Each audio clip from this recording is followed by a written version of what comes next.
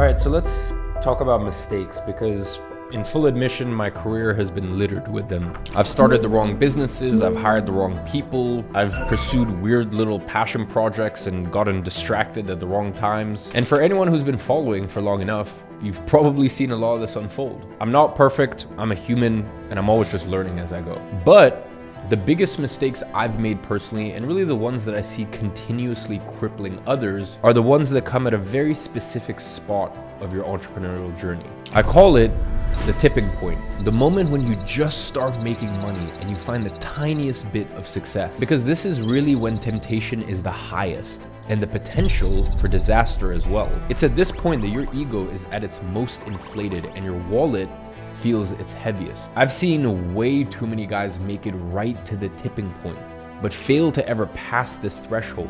And then most people end up worse off than when they first started. So if you want a chance at true longevity and the opportunity to make millions, I want you to watch this video to find out the 4 lessons that you need to know. The first one is quite simple.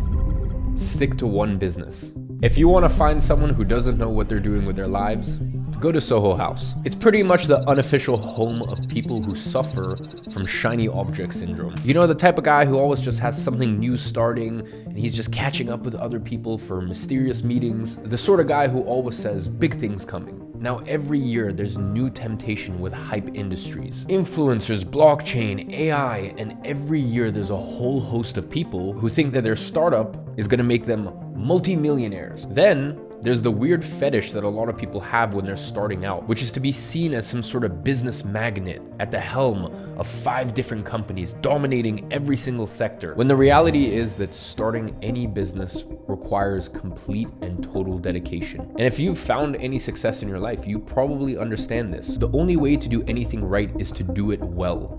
Pick one business and be as selective and narrow in that as possible. You really want to invest as much time as possible into productizing and automating your business. Set into place the most aggressively robust systems, so that way you can either walk away from it for a profit or effectively do so and leave it in the background just generating cash for you. And it is only when you can literally leave your business running without a single input from you that you can even begin to think of starting another one. So to stand a chance of elevating yourself to the next level in business, you have to think in terms of empires. These aren't started by emperors, they evolve out of kingdoms. Kings move horizontally, take other kingdoms, and then ascend to emperor status. You do not want to be the knight trying to rule an empire. Now, ladies and gentlemen, if you've been looking to start an online business and kickstart your online high-income career, I want you to check out Digital Launchpad. It is the Netflix for making money online. I bring in the best educators in the world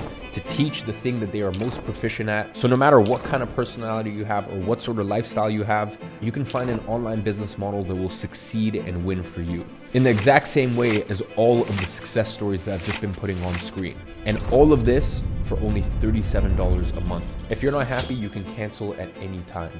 We literally have new programs releasing every single month this year inside of there, as well as amazing community, daily coaching calls, and much, much more. So if starting a high income online business sounds interesting to you, check out Digital Launchpad in the first link in the description. Now, moving on to our second point of discussion. There is nothing more dangerous to an entrepreneur than money burning a hole in his pocket. Now, before I share my advice on this point, let me say that I get it.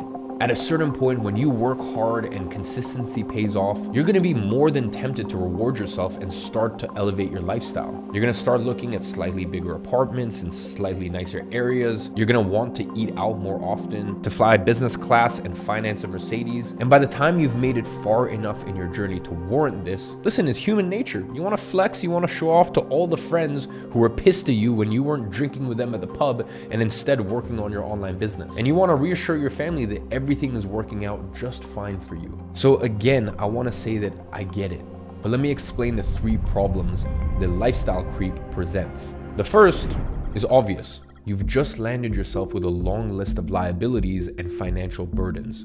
And listen, I've heard a bunch of advice from people, oh, elevate your lifestyle, blah, blah, blah, this, that, it'll force you to make more money. That's a good philosophy until it's not. And listen, I can tell you for a fact that if you want to make God laugh, tell him your plans. And I know that you plan on making more money every single year and you're confident that will happen. And you know what? Maybe it might. I can tell you it's happened for me in the 8 years that I've been an entrepreneur, but it is difficult, it is tough, and at a certain point, it can't keep going up. So just understand the lifestyle creep can come back to bite you in the ass. Any financial advantage that you have accrued in the past 12 months will all be lost in as little time as it takes a watch dealer to hand you a credit card machine. But those liabilities and risks can and will come back to haunt you. We seem to have pretty short-term memories when it comes to these things, but listen, I was there a couple years ago when crypto started to falter. It amazed me just how many people weren't just wiped out. They were in a worse position than they were to begin with, having lived an unsustainably lavish lifestyle and failed to invest or retain any of their profits. So I know I sound like a bit of a grandpa here and, money's not meant to be real and go spend all your money on a supercar and all this bullshit. Listen, if you want to play that game, up to you. I'm just telling you what I did and what all of my true multi-billion-dollar friends did. And listen, they just kept building their cash reserves. They kept investing. Because I can tell you right now, you know what's one thing that's nicer than supercars? And by the way, this is coming from someone that has spent $3 million on cars in the last year. I like my cars. I've even gifted quite a few cars to loved ones. But you know what's nicer than cars? Peace of mind. You know what's nicer than a car? Knowing that your loved ones don't have mortgages and that you have investments and a property portfolio. And that, you know what? If God forbid something happens to you and you're unable to work, you're good. You're fine. So listen, I'm not saying be frugal because I think that's a very unattractive trait. And I think you always want to be in a growth mindset. But you look at anything in life, the person who is too offensive, they're usually the ones that get wiped out. In this game of life, you need to know how to play offense and defense. Now, the next point of discussion is that you've congratulated yourself. Now, I know this might sound melodramatic or excessive, but this pat on the back mentality is a surefire way to kill your drive and your desire. Listen, you guys know I'm not too into motivational, rah-rah, self-helpy stuff, but there is honestly more than a shred of truth to this expression. Success breeds complacency, and complacency breeds failure. And the next issue with lifestyle creep is that you are harming your cash flow.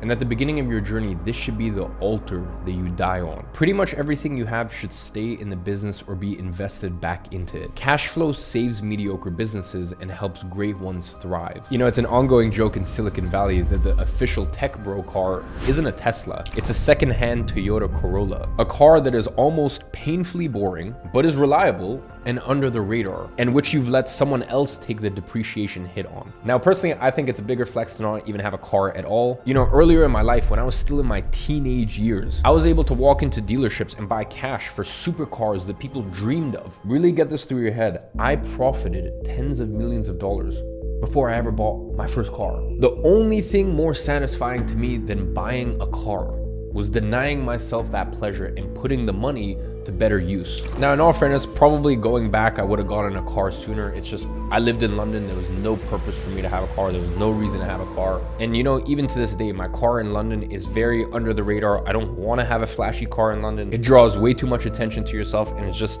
headaches that you don't need to deal with in a city like that. Now, the one thing I will say though is there is a time and place for spending money, and it's on anything that helps you or your business thrive. And more importantly, anything that can be expensed. Listen, if a nicer apartment with a gym within the building gives you back 40 minutes every day, well then splurge on it. If a new monitor is genuinely gonna boost your productivity and make you excited to sit at your desk, buy it. This isn't just gonna fulfill your need to spend, it's gonna pay dividends in your business. In my opinion, when you're first getting started in your first few years, you wanna live like a peasant in your personal life and like a CEO in your professional one. And what I mean by that is me, as I was coming up, before I bought supercars, I had personal assistants, I had full-time chefs, I had full-time personal trainers that would travel the world with me. I wanted to become a literal fucking superhuman and make sure that my success wasn't just once, it was something that I was able to replicate every single year. So all that to say that anything in your life that gives you or makes you feel like you have superhuman powers, whether that's a super expensive gym membership, whether that's getting a meal delivery service that's a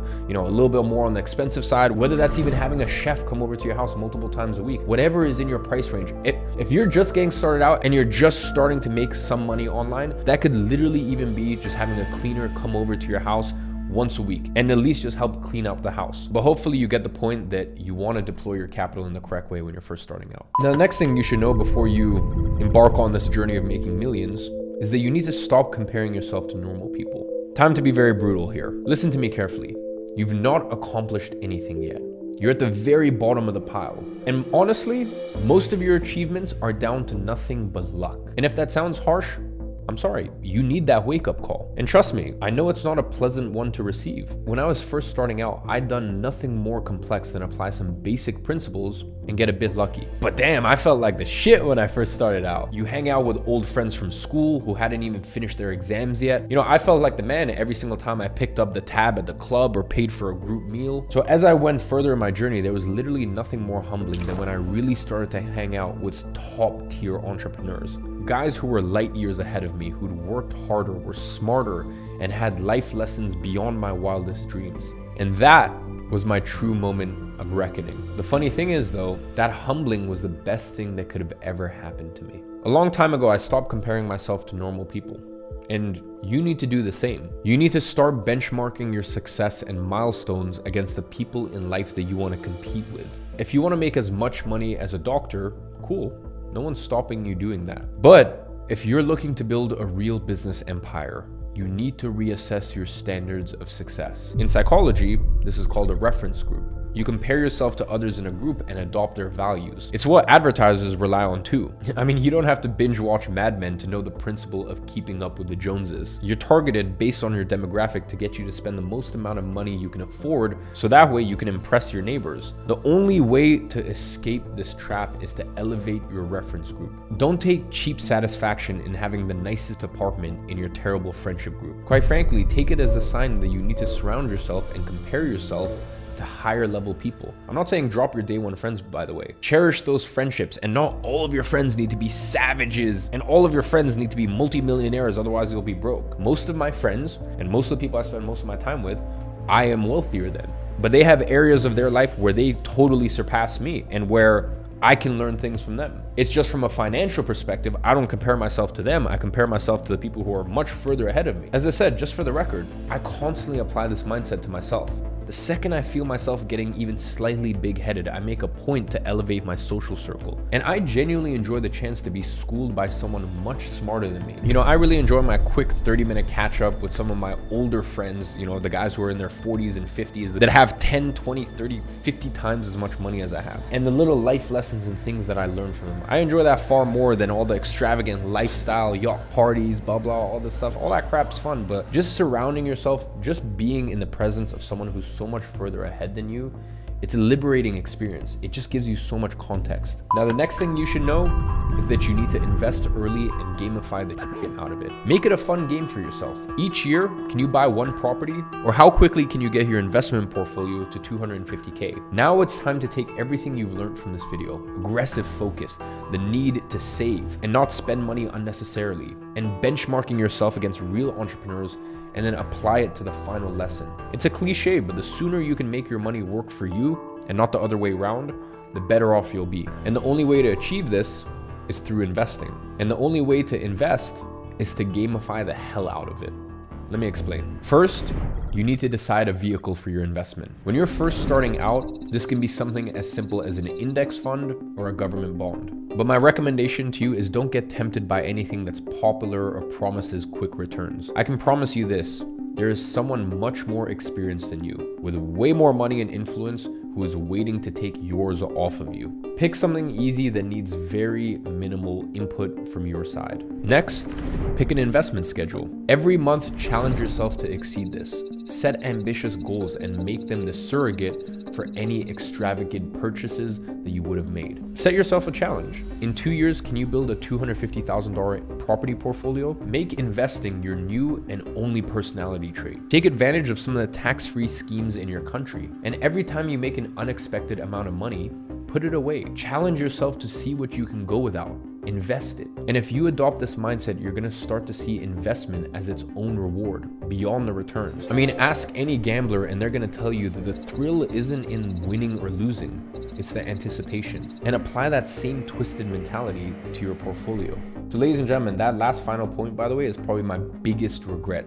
I only started investing in late 2020, right before I was about to turn 21 years old. And if there's one thing I wish I could go back and have done, is started investing when I really started making money at the age of 18. And I also want you guys to bear in mind, I'm not saying don't spend money. I'm very open and honest about the fact that there's a percentage of my income I force myself to spend. Because I'm like, listen, I'm only gonna be young once. But the actions that I took when I was 18, 19, 20, 21, I lived an incredible life, but I also lived very much below my means. And those few years honestly set me up for the rest of my life. So these were 4 lessons that I just kind of felt obligated to tell you, because it's all fine and well making millions of dollars, but most of the time people are just gonna piss it all away. But if you apply these 4 lessons, I know for a fact that when you make your millions, not only are you gonna keep it, but you're gonna grow it and you're gonna turn it into a real empire. And with that, as always, I'm watching from afar and I'm rooting for you.